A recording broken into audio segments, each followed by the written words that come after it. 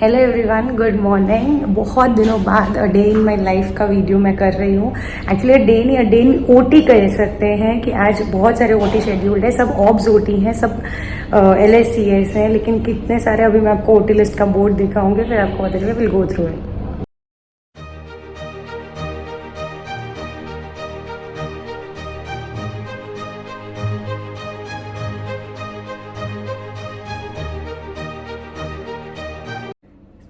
सो अब मैंने OT dress में चेंज कर लिया है और अब आपको मैं लेके चलती हूँ कि ओटी लिस्ट कहाँ है और कैसा है। 2, 3, 4, 5, 6, 7, 8, 9।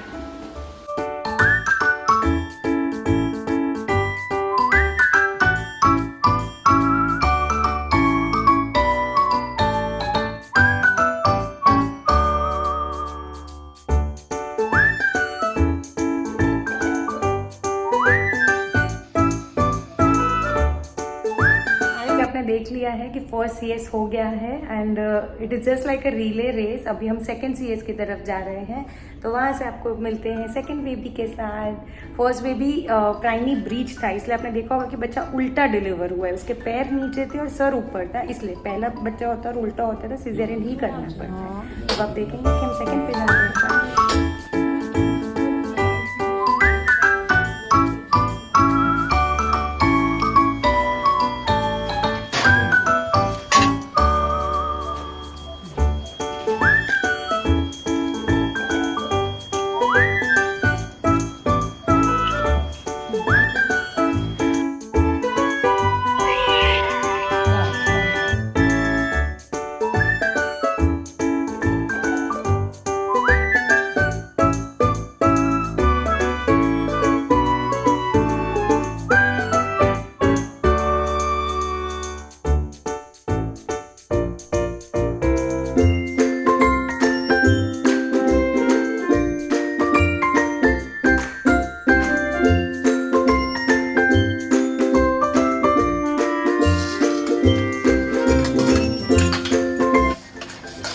अभी मैं आपको थोड़ा सा ब्रीफ देना चाहूँगी कि जब भी हम सिजेरियन करते हैं, यूजुअली जब आगे सिजेरियन होता है तो दूसरा हम सिजेरियन ही करते हैं, क्योंकि उसके टाके फट जाने का रिस्क होता है, जिसको हम थ्रेटन रप्चर बोलते हैं।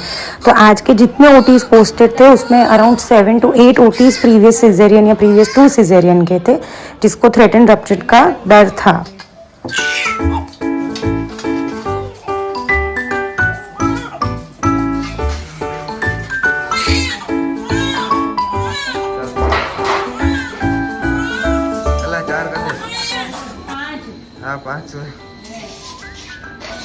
अब हम 5th ओटी की तरफ बढ़ रहे थे और ये एक प्राइमरी ग्रेविडा थी, जिसके बच्चे के आसपास पानी बहुत ही कम हो गया था। अब ऐसे केसेस में क्या होता है, बच्चा एकदम कोरा पड़ जाता है और फिर बच्चे के थपकार, जो फीटल हार्ट होता है, वो अनियमित होने लग जाते हैं, इसलिए सिजेरियन लिया।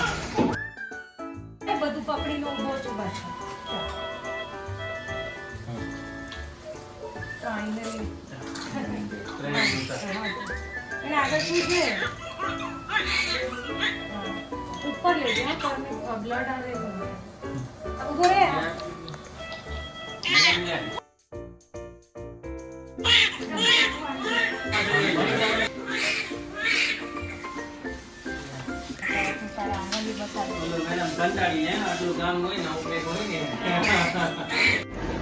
अभी मेरे 6 CS हो चुके हैं और अब हम जा रहे हैं नीचे OPD देख लें, एक बार OPD देख लें, फिर वापस बाकी के 3 करेंगे और 3 लेबर पेशेंट्स भी हैं, तो इफ पॉसिबल हुआ तो मैं आपको लेबर भी दिखाऊंगी।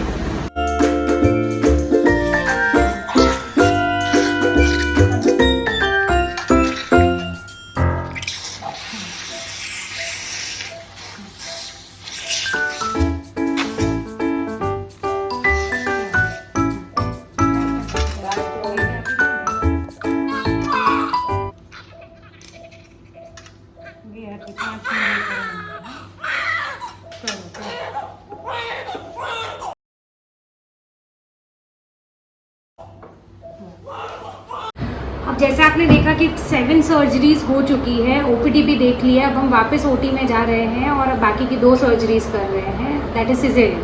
अब 9 सिजेरियन के बाद 3 लेबर के पेशेंट्स भी है, वो क्या होता है उसका अपडेट मैं आपको दूंगी। Thank you.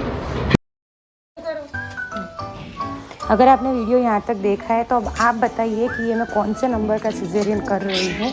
और ये देखिए यहाँ पे जैसे बच्चा डिलीवर होता है उसके बाद हम मिल्किंग करते हैं कि जितना भी थोड़ा सा ब्लड बेबी को मिल सके उतना बेनिफिशियल होता है। तुरंत एक स्टाफ ऑक्सीटोसिन डालता है और फिर कॉर्ड क्लैम्प और कट करते हैं, जो आजकल डिलेड कॉर्ड क्लैम्प की प्रैक्टिस है।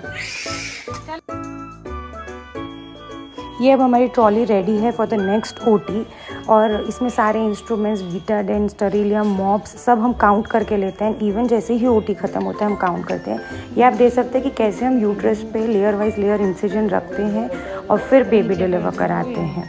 तो पहले इंसिजन रखा, फिर जो भी लाइकर आता है उसको सक्शन कर लिया, जैसे बैग ऑफ मेम्ब्रेन फूटती है और फिर बेबी डिलीवर होता है।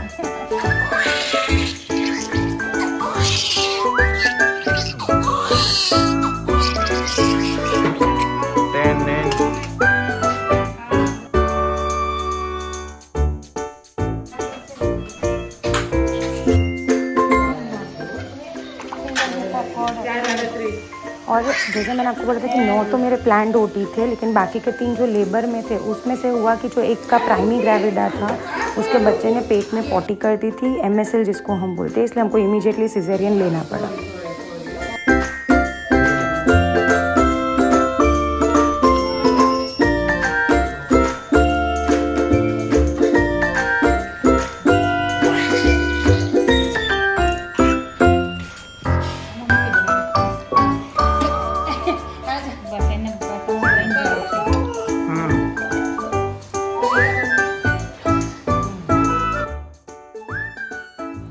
अब जब इतना हेक्टिक डे होता है तो we should always end the day with all our team members, क्योंकि कुछ भी पॉसिबल नहीं होता है।